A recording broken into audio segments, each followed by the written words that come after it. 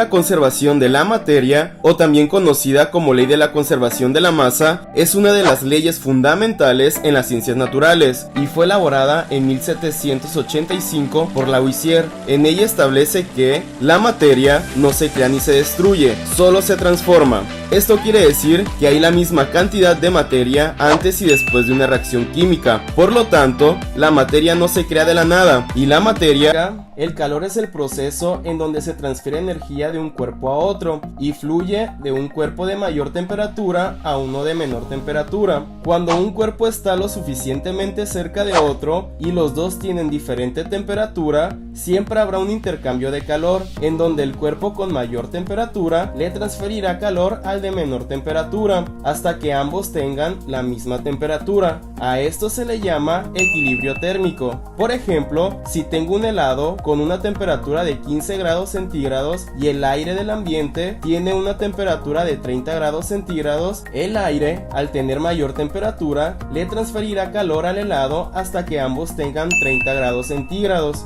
Caso contrario sería al tener una bebida caliente, por ejemplo 60 grados centígrados, esta bebida al tener mayor temperatura le transferirá calor al aire hasta ambos tener 30 grados centígrados, o sea, equilibrio térmico. El instrumento de medida del calor es el calorímetro y la unidad de medida del calor es el joule, aunque también se puede utilizar la caloría. Interesante, ¿no? A cierta ciencia.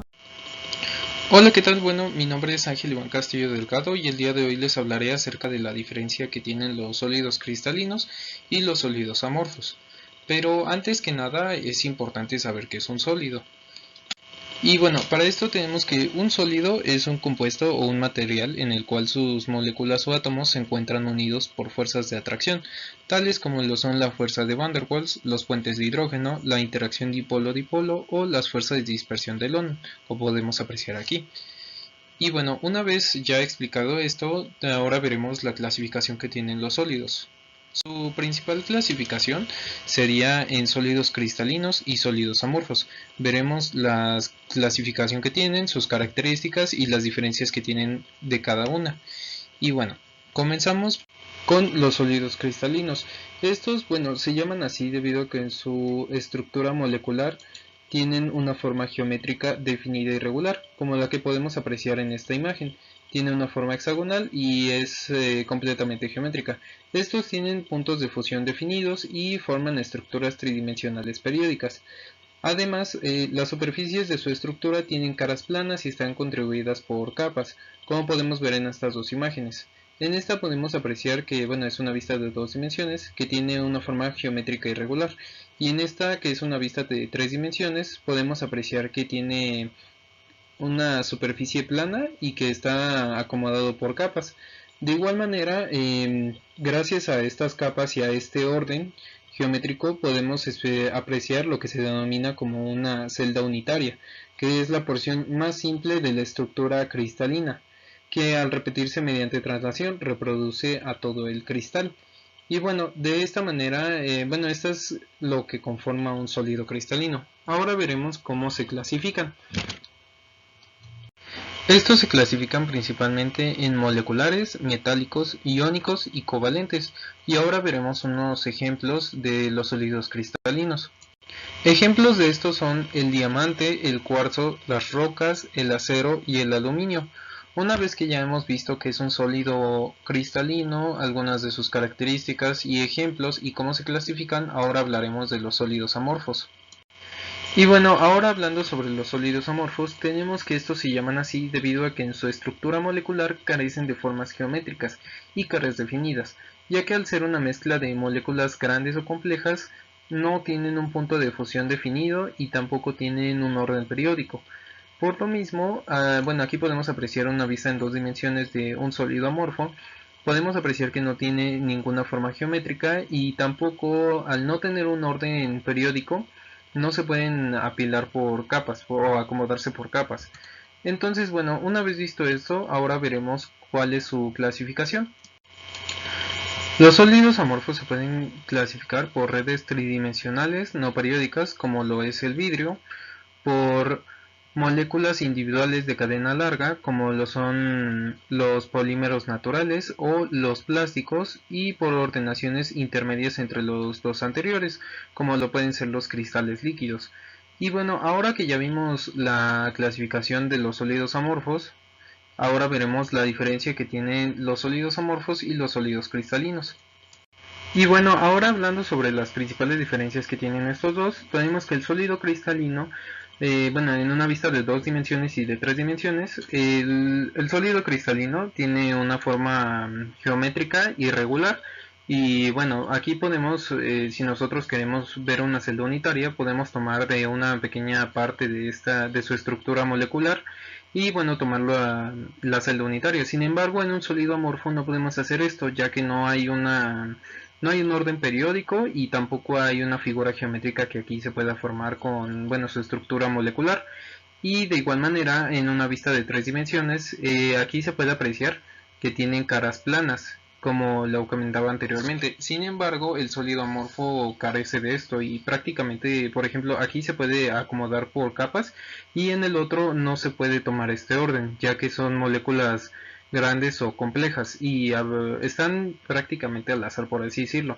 Entonces, de este podemos tomar una celda unitaria, mientras tanto de este no, porque no tiene un orden ni periódico y tampoco una figura geométrica que se haga en su estructura molecular. Y bueno, en conclusión tenemos que de sus principales diferencias es que los sólidos cristalinos tienen una forma geométrica definida, en el cual podemos podemos apreciar sus celdas unitarias, y mientras que en los sólidos amorfos carecen de esta forma geométrica definida y no se pueden apreciar estas celdas unitarias. Los sólidos cristalinos tienen un punto de fusión definido y los sólidos amorfos no lo tienen. Los cristalinos tienen una serie de, en su estructura molecular tienen caras planas y un orden por capas, mientras que en los amorfos no lo tienen. Y aparte, los amorfos son una mezcla de moléculas que no se pueden apilar bien, y gracias a que son moléculas grandes o complejas.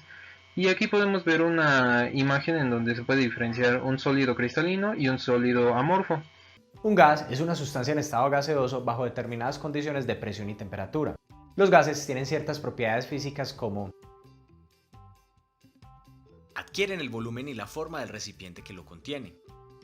Tienen una alta compresibilidad en relación a sólidos y líquidos. Se mezclan fácilmente con otros gases. Tienen valores de densidad mucho menores que sólidos y líquidos. Los gases ejercen presión sobre cualquier superficie debido al movimiento de las moléculas y las colisiones sobre esta. La presión es una magnitud que mide la fuerza aplicada por unidad de área, y en unidades del Sistema Internacional de Medida se mide en pascales. Los dispositivos más comunes para medir la presión son el barómetro y el manómetro. El primero se utiliza para calcular el valor de la presión atmosférica, y el segundo es útil para medir la presión que ejercen otros gases aparte de la atmósfera.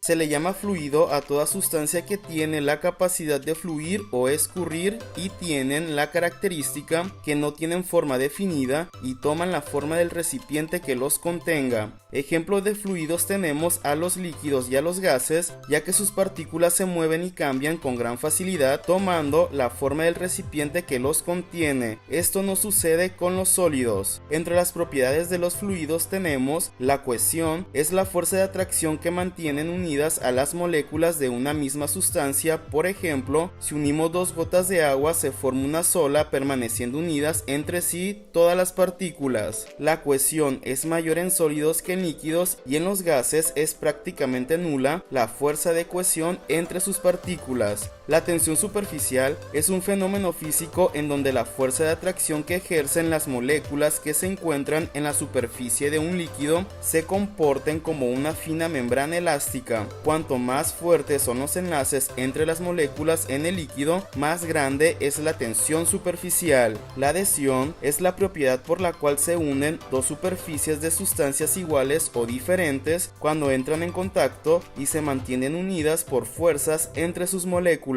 La capilaridad es una propiedad física en donde un líquido tiene la capacidad de subir o bajar a través de un sólido, especialmente si son tubos muy delgados o capilares. Esto ocurre debido a la combinación de la tensión superficial del líquido y las fuerzas adhesivas entre la pared y el líquido, provocando el impulso del líquido. Se le conoce como viscosidad a la propiedad que tienen los fluidos de oponer resistencia a escurrir o deformarse. Por lo tanto, podemos decir que mientras más resistencia se tenga para escurrir o deformarse, más viscoso es. Y la densidad es la relación que existe entre la masa de un cuerpo y su volumen. La fórmula para calcular la densidad es: densidad es igual a masa sobre volumen. Esta letra se llama ρ y es de origen griego y es la que se utiliza al hablar de densidad. Es la energía del movimiento de las partículas de un cuerpo. Mientras mayor temperatura tenga un cuerpo, quiere decir que el movimiento de sus partículas es mayor al de un cuerpo que tiene menor temperatura. El instrumento de medida de la temperatura es el termómetro. La unidad de medida en el Sistema Internacional de Unidades de la Temperatura es el Kelvin, aunque también se utilizan los grados Celsius y los grados Fahrenheit. Interesante, ¿no? Un gas está formado por un elevado número de moléculas idénticas separadas entre sí, que se mueven a diferentes velocidades y que no interaccionan salvo cuando colisionan entre ellas de forma perfectamente elástica. Los choques que se producen entre las moléculas y el recipiente que las contiene también son perfectamente elásticos y son la causa de la presión del gas. La temperatura de un gas es proporcional a la energía cinética media de sus moléculas.